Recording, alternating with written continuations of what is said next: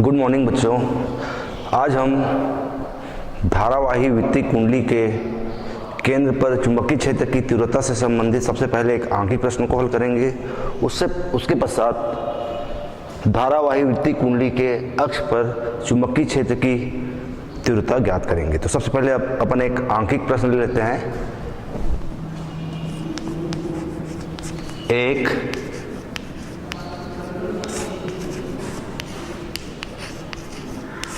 एक समतल वृत्तीय कुंडली का व्यास 10 सेंटीमीटर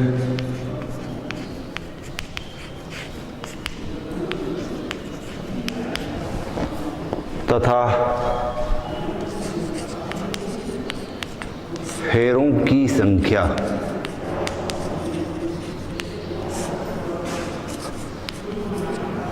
25 है। यदि इसमें 4 एम्पीयर की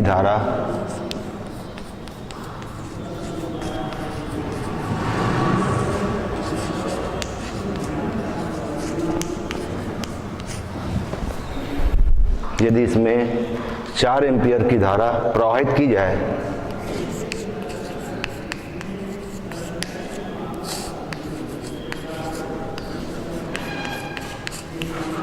तो इसके केंद्र पर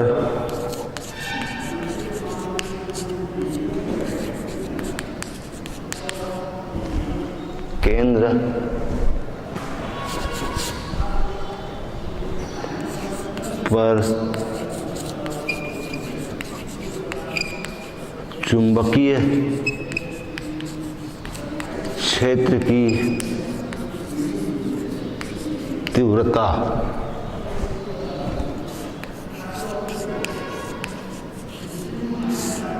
कितनी होगी।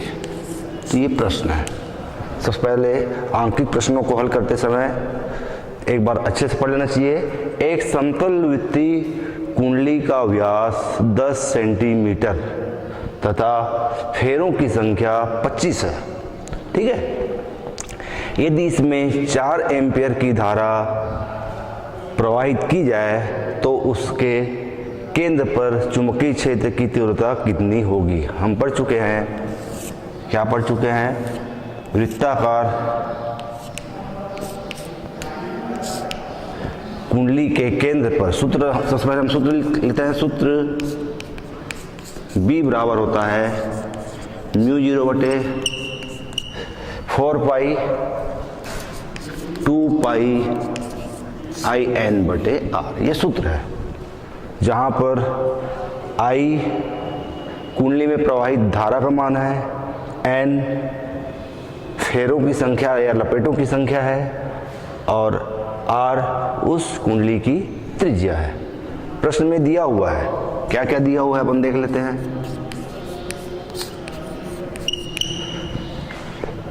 कुंडली का व्यास 10 सेंटीमीटर दिया हुआ है। ठीक है, व्यास दिया हुआ है मतलब 2R इक्वल टू 10 सेंटीमीटर। इसलिए R इक्वल टू कितना हो जाएगा?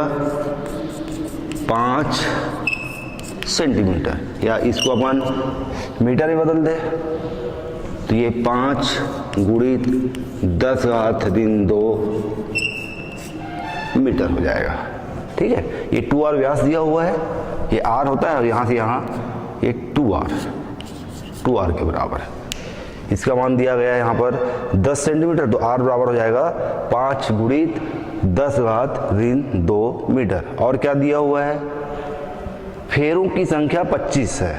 फेरों की संख्या मीन्स N इक्वल टू 25 फेरे हैं। ठीक, यदि इसमें 4 एम्पीयर की धारा प्रवाहित की जाए, बहने वाली धारा का मान कितना है? I equal to 4 ampere. I का मान भी दिया हुआ है 4 एम्पियर। इतनी चीज यहाँ पर दी गई है। R का मान दिया हुआ है, N का मान दिया हुआ है, I का मान दिया हुआ है। तो निश्चित तौर पे इस सूत्र की सहायता से हम B का मान ज्ञात कर सकते हैं। इस सूत्र में मान रख देते हैं।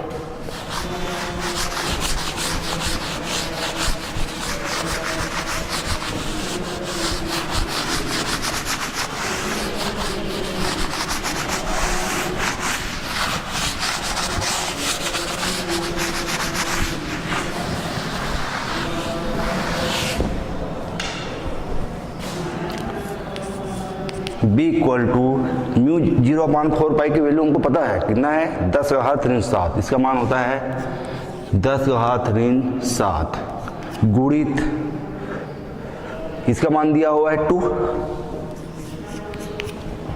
2 है ऑलरेडी। पाई का मान 3.14, पाई का मान होता है 22/7 या 3.14। आई का मान दिया हुआ है 4 एम्पियर बटे आर का मान है 5 गुणित 10⁻²।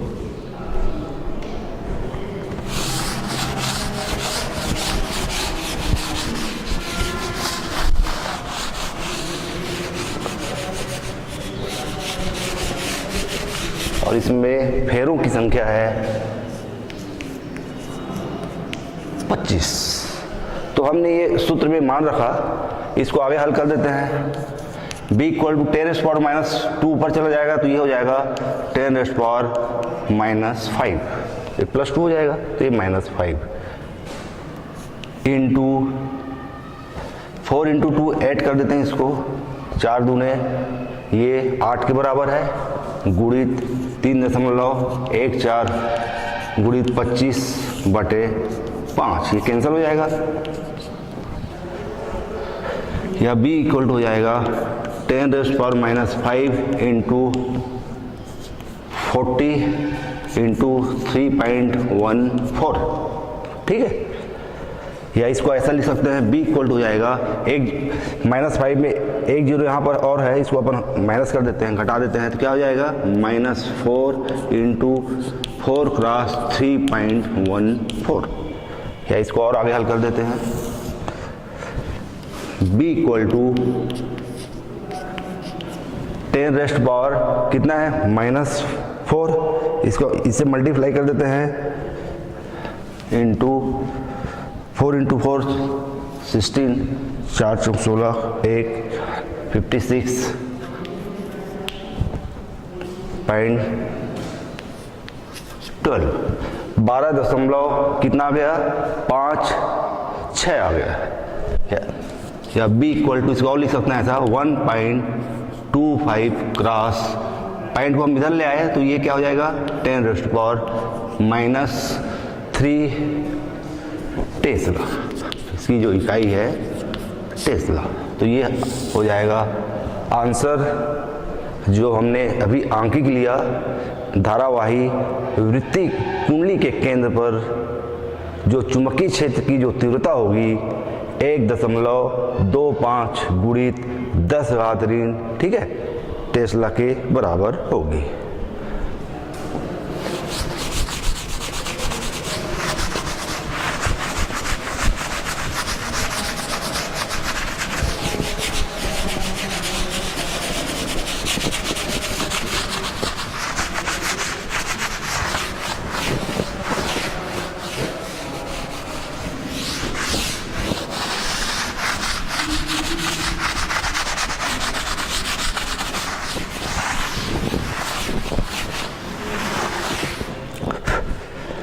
अब हम देखते हैं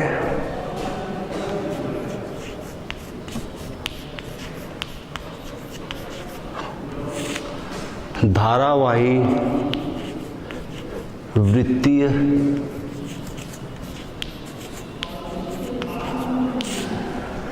कुंडली के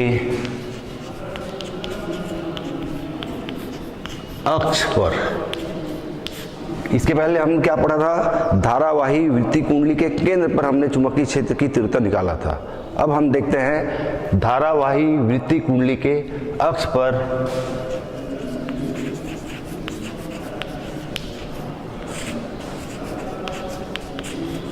चुंबकीय क्षेत्र की तीव्रता, ये हम ज्ञात करेंगे। तो सबसे पहले अपन चित्र बना लेते हैं।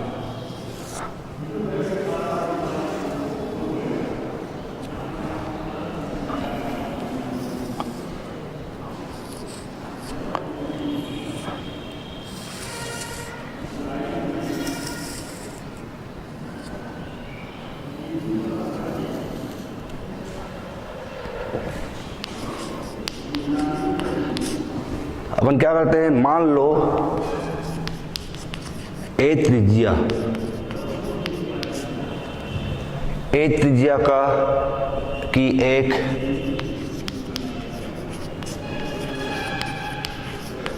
वृत्तीय कुंडली है।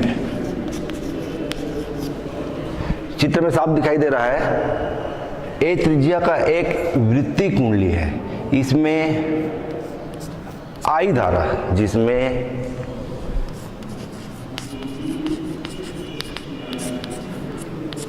आई धारा तीर की दिशा में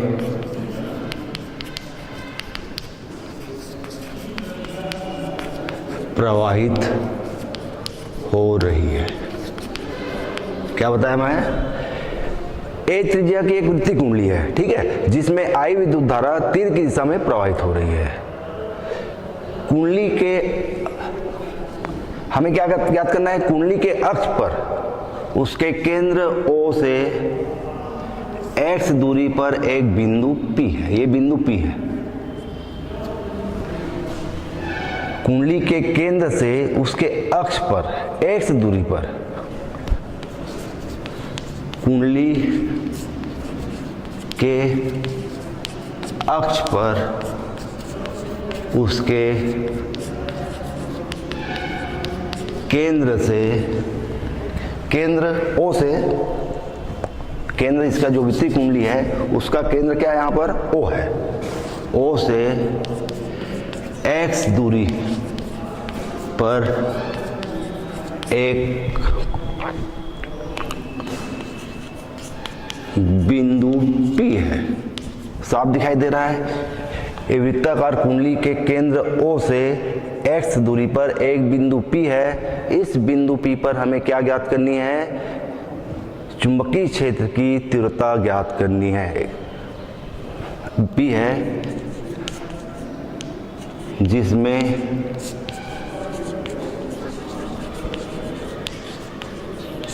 चुंबकीय क्षेत्र की तीव्रता ज्ञात करनी है। इस बिंदु P पर हमें चुंबकीय क्षेत्र की तीव्रता ज्ञात करनी है। मान लो कुंडली का तल, आप लोग चूंकि बुक रखे हुए हैं, उसमें जो कुंडली का तल होगा वो ये जैसे कागज है, तो कुंडली का तल जो है कागज के तल के लंबवत होगा और कुंडली का जो अक्ष होगा कागज के तल पर स्थित होगा। बुक में साफ आप देख सकते हैं, जो ये कुंडली का तल है कागज के तल के लंबवत होगा और जो उसके अक्ष है वो कागज के तल पर स्थित है। अब हम क्या करते हैं, बिंदु P पर हमको चुंबकीय क्षेत्र की तीव्रता ज्ञात करनी, तो इसके लिए क्या करते हैं, इस कुंडली को छोटे छोटे ऐसे अल्पांशों में बांट लेते हैं। तो सबसे पहले हम एक अल्पांश लेते हैं, कुंडली को कई अल्पांशों में हम बांट देते हैं। चित्र के अनुसार मान लो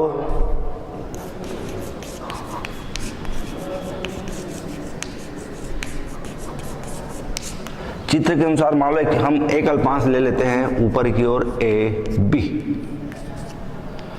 जिसकी लंबाई है dl।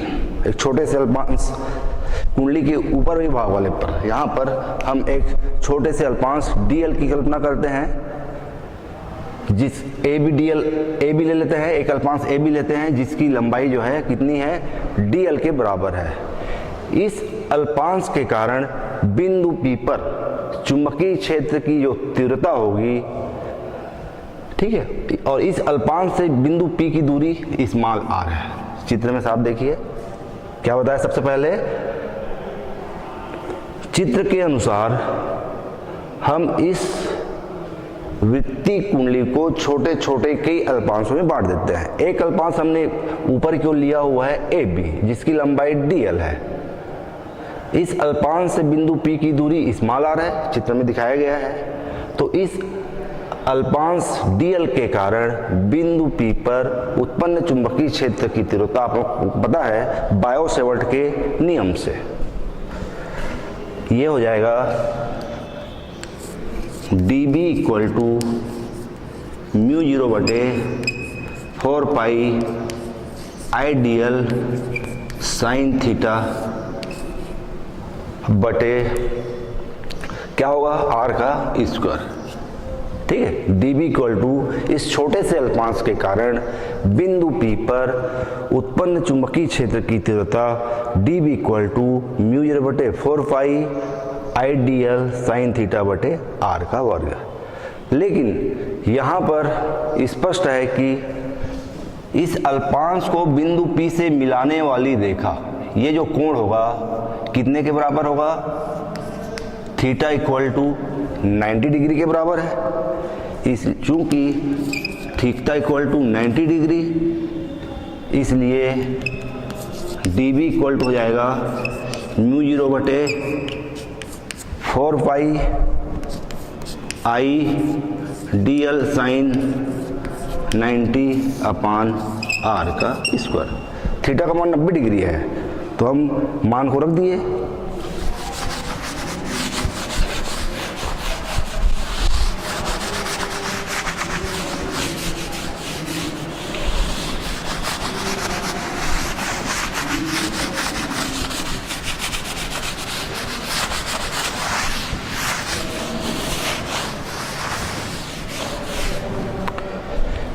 थीटा का मान 90 डिग्री समझ में आया ना।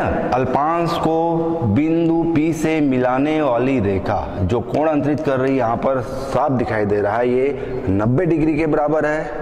इसलिए dB इक्वल टू बिंदु P पर इस अल्पांश के कारण उत्पन्न चुंबकीय क्षेत्र की तीव्रता dB इक्वल टू होगा μ0/4 पाई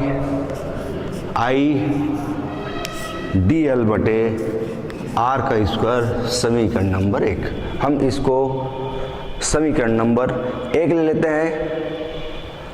और ये जो क्षेत्र की दिशा होगी, अल्पांश AB और बिंदु P को मिलाने वाली रेखा के लंबवत तल में PR के अनुदिश होगी। ये इस डायरेक्शन पे होगी। इसकी जो दिशा होगी, इस dB की जो दिशा होगी वो क्या होगी, अल्पांश को बिंदु P से मिलाने वाली रेखा के लंबवत होगी। ये इसकी दिशा होगी, दोनों के बीच ये 90 डिग्री। ठीक है, अर्थात इसको हम बोल सकते हैं PR के अनुदिश। ये PR के अनुदिश इसकी जो दिशा होगी,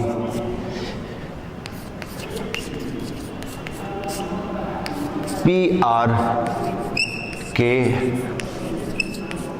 अनुदिश होगी।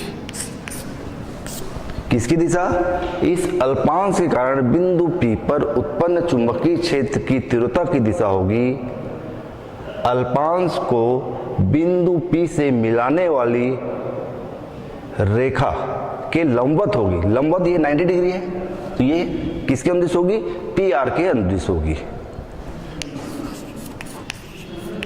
माना इसको हम C ले लेते हैं, यहाँ पर इस बिंदु को C के द्वारा व्यक्त कर देते हैं, CPO। इसको हम इस कोण को मान लो फाई मान लेते हैं। माना कोण CPO इक्वल टू, हम क्या किए, इस कोण को फाई के बराबर हम मान लेते हैं।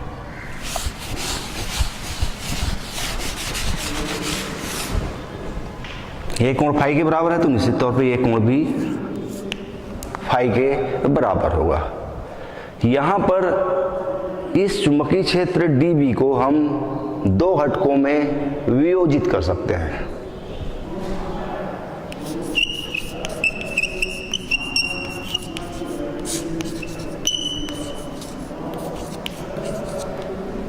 dB को दो घटकों में बांटा जा सकता है, वियोजित किया जा सकता है।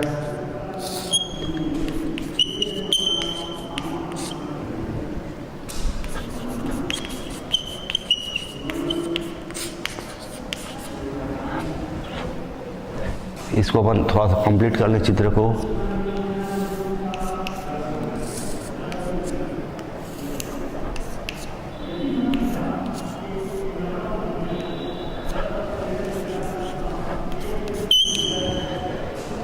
ये पी आर की दिशा डी बी है और इसको हम दो घटकों में वियोजित कर सकते हैं। पहला घटक है, दो घटकों में इसको बांट सकते हैं। पहला घटक है D B sine phi OP के अनुदिश अक्ष ओपी के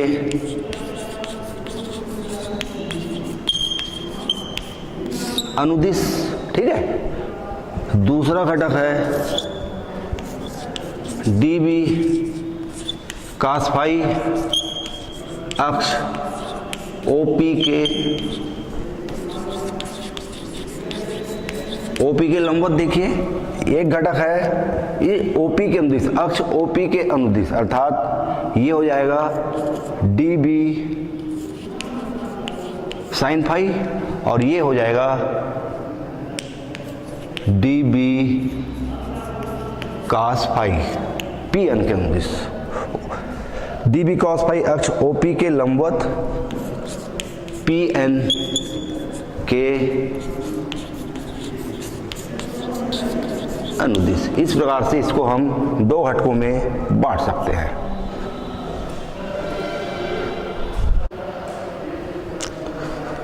इस प्रकार चुंबकीय क्षेत्र dB को दो घटकों में हमने बांट दिया। पहला dB साइन फाई अक्ष OP के अनुदिश, इसी के अनुदिश है, चित्र में भी साफ दिखाई दे रहा है। और एक दूसरा घटक PN, चित्र को थोड़ा सा ठीक कर दूं मैं, ये ऐसा। दूसरा घटक dB cos फाई PN के अनुदिश। PN के अनुदिश मीन्स अक्ष OP के लंबवत। इस प्रकार से हम dB को दो घटकों में वियोजित कर सकते हैं।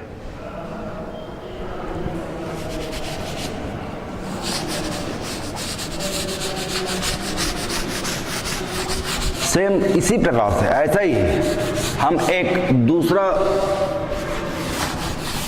अल्पांश ले लेते हैं व्यासाभिमुख। व्यासाभिमुख मीन्स इस व्यास के जस्ट विपरीत,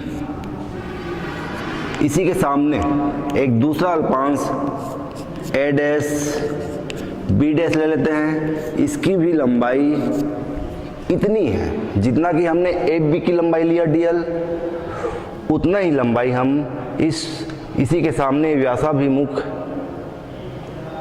वाले अल्पांश की लंबाई भी dl लिया। इस dl के कारण a डैश b डैश अल्पांश के कारण बिंदु P पर उत्पन्न चुंबकीय क्षेत्र की तीव्रता का मान इतना ही हमको प्राप्त होगा। समीकरण नंबर 1 में हमको जितना मान प्राप्त हुआ है उतना ही मान ये व्यासाभिमुख अल्पांश a डैश b डैश के कारण भी चुंबकीय क्षेत्र की तीव्रता हमको dB बराबर μ0/4 पाई I dl बटे r का स्क्वायर प्राप्त होगा। पर इसकी दिशा क्या होगी, इसको भी दो घटकों में हम वियोजित कर सकते हैं। चलिए पहले लिख लेते हैं अपन a dash अल्पांश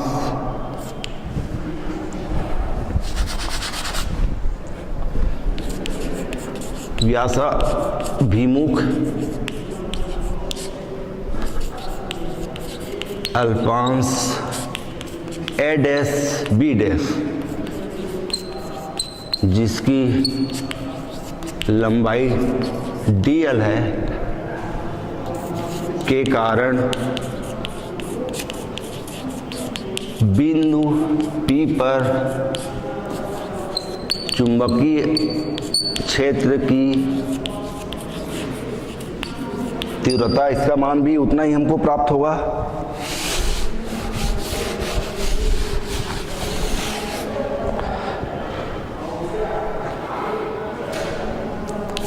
D B equal to हमको प्राप्त होगा म्यू 0 बटे 4 पाई आई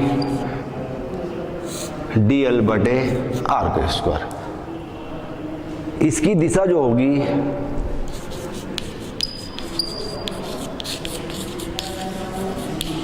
इसकी दिशा किसके अनुदिश होगी? पी आर डैश के अनुदिश होगी। इसकी दिशा पी आर डैश के अनुदिश होगी। ए बी के कारण जो हमने प्राप्त किया उसकी दिशा पी आर के अनुदिश थी, लेकिन यहां पर जो व्यासाभिमुख हम प्राप्त कर रहे हैं, व्यासाभिमुख अल्पांश dl के कारण बिंदु P पर हम चुंबकीय क्षेत्र की तीव्रता हमको जो प्राप्त हो रही है उसकी जो दिशा होती है P R डैश के अनुदिश होती है। इस चुंबकीय क्षेत्र की तीव्रता को भी हम दो घटकों में बांट सकते हैं।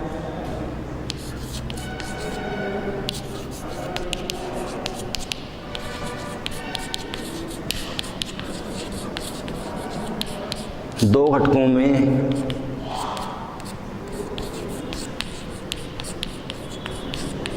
वियोजित किया जा सकता है।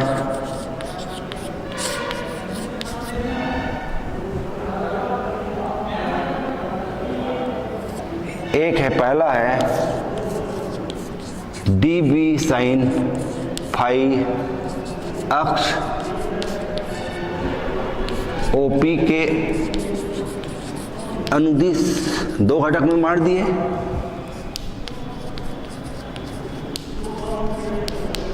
एक D B sine phi OP के अनुदिश और दूसरा घटक डी बी कास फाई अक्ष ओपी के लंबवत अर्थात ओपी के लंबवत अर्थात पी एंड एस दिशा में, ओपी के लंबवत अर्थात पी एंड दिशा में। इस प्रकार से हम इस अल्पांश के कारण उत्पन्न चुंबकीय क्षेत्र की तीव्रता dB को भी हम दो घटकों में बांट सकते हैं। एक घटक dB साइन फाई ओपी के अनुदिश और दूसरा घटक ये वाली dB कास फाई ओपी के लंबवत।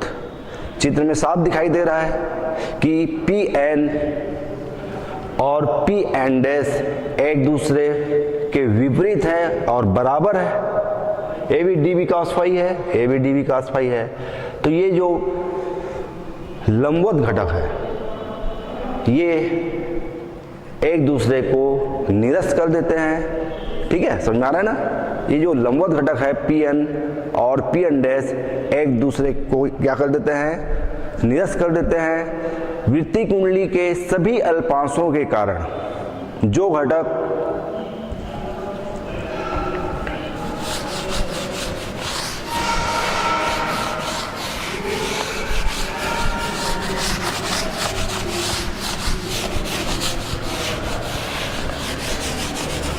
वृत्तीय कुंडली के इसको क्या है, बहुत सारे छोटे छोटे अल्पांशों में से बांट देंगे। तो सभी अल्पांशों के कारण हमको जो घटक ओपी के या अक्ष के लंबवत जो घटक प्राप्त होंगे वो एक दूसरे के प्रभाव को निरस्त कर देंगे। सिर्फ ओपी के अनुदिश सभी घटक आपस में जुड़ जाएंगे। क्या होगा? ओपी के सभी अल्पांशों के कारण ओपी के लंबवत घटक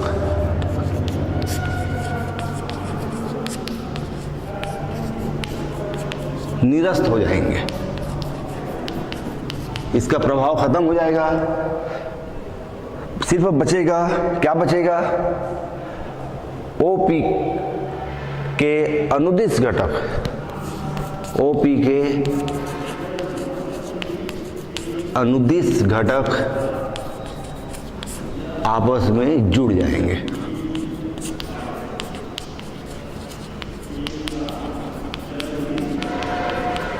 सभी अल्पांशों का, जितने भी अल्पांश है उसके जो अभिलंब घटक है एक दूसरे को खत्म कर देंगे, सिर्फ ओपी की दिशा वाले जो घटक है वो आपस में जुड़ जाएंगे।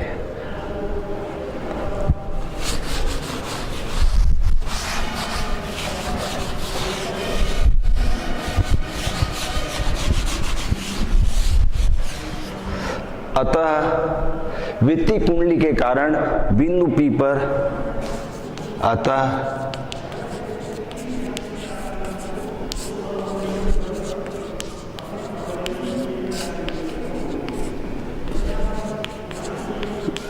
वित्तीय कुंडली के कारण बिंदु P पर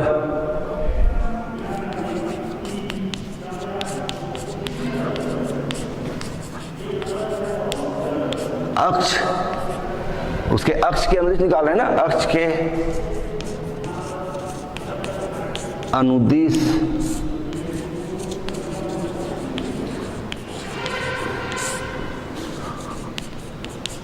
चुंबकीय क्षेत्र की तीव्रता का मान क्या होगा, इसके जो ओपी के अनुदिश वाले पूरे घटक आपस में जुड़ जाएंगे तो B इक्वल हो जाएगा sigma D B sine phi. ये तो हमने ए बी और ए डैश बी डैश के कारण हमने प्राप्त किया D B sine phi plus D B sine phi, लेकिन समस्त अल्पांशों के कारण हम क्या करेंगे, समस्त अल्पांशों के सिर्फ ओपी घटक को जोड़ेंगे और ओपी के अनुदिश घटक क्या है, डी बी साइन फाई है। इस प्रकार से वृत्तीय कुंडली के कारण बिंदु P पर अक्ष के अनुदिश चुंबकीय क्षेत्र की तीव्रता B बराबर हो जाएगा sigma D B sine phi, ठीक है, या B इक्वल टू, यहाँ पे dB का मान रख दीजिए, सिग्मा dB की वैल्यू कितनी है, म्यू 0 बटे समीकरण नंबर 1 से म्यू 0 बटे 4 पाई आई डी एल बटे आर का स्क्वायर साइन फाई। इस समीकरण में हम ये मान रख देते हैं तो B बराबर हमको इतना प्राप्त होता है। इसको हम समीकरण नंबर 2 दे देते हैं।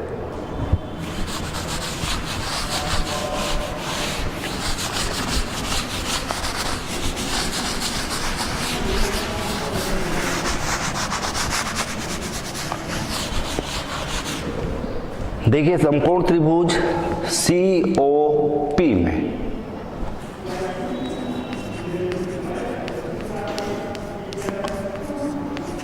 COP में साइन फाई इक्वल होगा लंब बटे कर्ण A बटे R। साइन फाई का मान आ गया है A बटे R। समीकरण नंबर 2 में मान रख दीजिए, समीकरण नंबर 2 में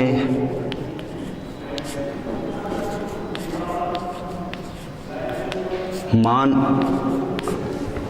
रखने पर 2 में मान रख दीजिए, ये समीकरण नंबर 2 है, तो B इक्वल हो जाएगा यहाँ पर म्यू 0 बटे 4 पाई आई बटे आर का स्क्वायर इंटू ए बटे आर और ये सिग्मा, इसको अपन डीएल ऐसा लिख सकते हैं, ठीक है। सिग्मा डीएल मीन्स समस्त अल्पांशों का योग। डीएल क्या है, अल्पांशों की लंबाई है, परंतु हमको मालूम है, क्या मालूम है, परंतु सिग्मा डी एल बराबर 2 पाई ए वृत्तीय कुंडली की क्या चीज है, ये परिधि है। समस्त अल्पांशों को यदि हम जोड़ देते हैं तो ये परिधि हमको प्राप्त होता है। यहाँ पर इसकी त्रिज्या कितने के बराबर है, ए के बराबर है, तो ये सिग्मा डीएल बराबर हो जाएगा 2 पाई ए। वृत्तीय कुंडली की परिधि मान रख दीजिए, बी इक्वल टू म्यू 0 बटे 4 पाई आई अपान ये आर का स्क्वायर है यार, तो इसको अपन आर रेस्ट पावर अपन 3 लिख देते हैं, इंटू ए इंटू सिग्मा डी एल के मान 2 पाई ए। इसको और आगे हल कर देते हैं।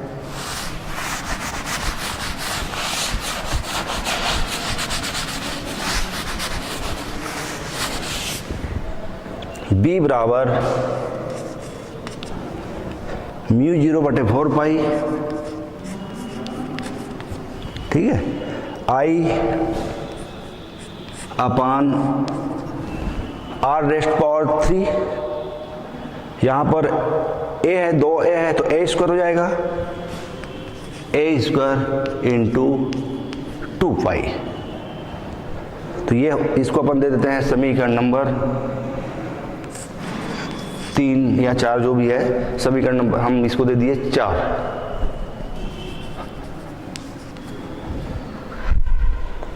ठीक है, यहां तक समझ में आ गया ना।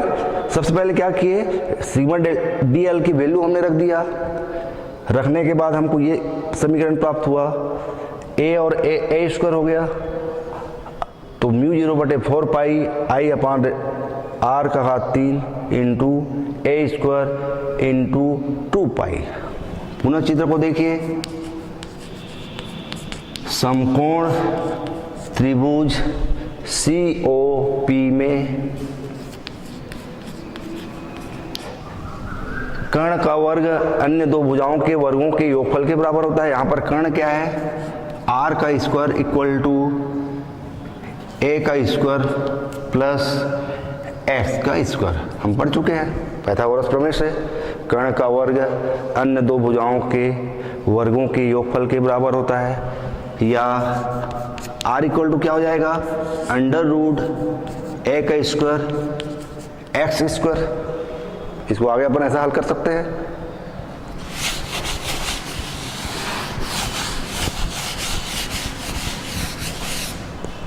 या इसको और क्या लिखा जा सकता है, आर इक्वल टू ए का स्क्वायर प्लस एक्स का स्क्वायर रेस्ट पावर हाफ, ऐसा अपन लिख सकते हैं। या आर का 3 इक्वल टू, इसको और ऐसा लिखा जा सकता है, ए का स्क्वायर एक्स का स्क्वायर रेस्ट पावर 3/2। तो इस आर का घात 3 को, ये जो समीकरण है 4, इस समीकरण नंबर 4 में हम आर का घात 3 के मान को रख देते हैं, रख दीजिए।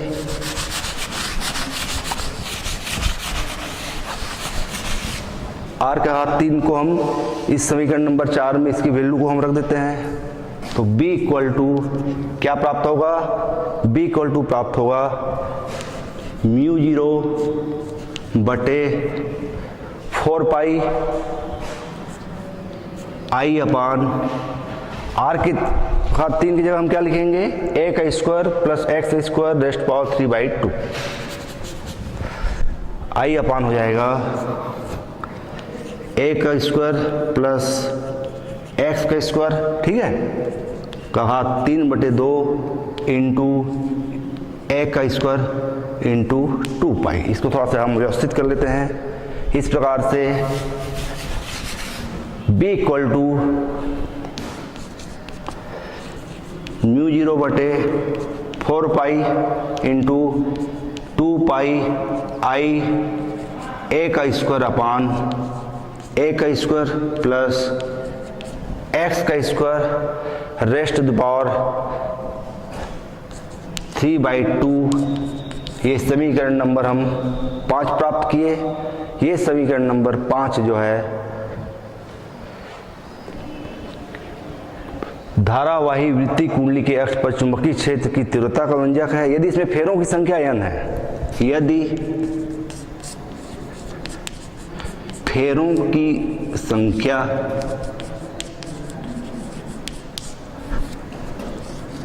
n है, फेरों की संख्या मीन्स इसमें बहुत सारे फेरे हैं, इसकी संख्या मान लो n है, तब n का मल्टीप्लाई हो जाएगा,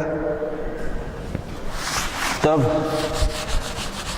धारावाही वृत्तीय कुंडली के अक्ष पर चुंबकीय क्षेत्र की तीव्रता का व्यंजक हो जाएगा B इक्वल टू μ0 बटे 4 pi into 2 pi I a का square N upon a rest square plus x square rest power 3/2। यही जो है धारावाही वृत्तीय कुंडली के अक्ष पर चुंबकीय क्षेत्र की तीव्रता का व्यंजक होगा। इसकी इकाई होगी वेबर प्रति मीटर का स्क्वायर। इस प्रकार से हम अक्ष के लिए चुंबकीय क्षेत्र की तीव्रता हम ज्ञात कर सकते हैं। इसका हम दूसरा रूप भी ले सकते हैं, इसको 10⁻⁻7 के रूप में भी 10⁻⁻7 के रूप में कैसा लिख सकते हैं, B equal to 10⁻⁻7 2 pi I A square N upon a का square plus x square rest power 3/2 weber प्रति मीटर। ये भी धारावाही वृत्तीय कुंडली के अक्ष पर चुंबकीय क्षेत्र की तीव्रता का व्यंजक हो जाएगा B equal to 10⁻⁻7 2 pi I A square N upon A square plus x square rest power 3/2।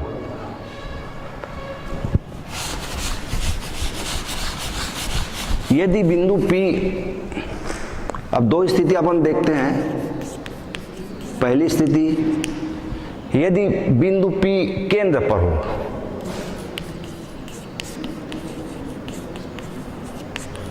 P केंद्र पर हो, यदि केंद्र पर होगा तो x इक्वल टू 0 हो जाएगा। चित्र को देखिए, यहाँ पर ये P अगर यहाँ पर केंद्र पर आ जाता है तो निश्चित तौर पे x का मान 0 हो जाएगा। तो समीकरण नंबर 5 से, जो पिछला समीकरण हमने 5 जो निकाला था, समीकरण नंबर 5 से हमको जो प्राप्त होगा B इक्वल टू μ0 बटे 4 पाई 2 पाई आई अपान ए। और इसमें यदि फेरों की संख्या n है तो n का मल्टीप्लाई हो जाएगा। तो ये केंद्र पर वेबर हम पहले निकाल भी चुके हैं, इसको वेबर प्रति मीटर का स्क्वायर हम इसको पहले हम निकाल चुके हैं। B इक्वल टू μ0 बटे 4 पाई 2 पाई आई एन बटे ए, वहाँ पर R था वृत्ताकार कुंडली के केंद्र के लिए जो निकाले थे। ये अधिकतम होगा जब x इक्वल टू 0, अर्थात केंद्र पर धारावाही वृत्तीय कुंडली के केंद्र पर चुंबकीय क्षेत्र की तीव्रता का मान अधिकतम होता है। और यदि x दूसरी स्थिति है,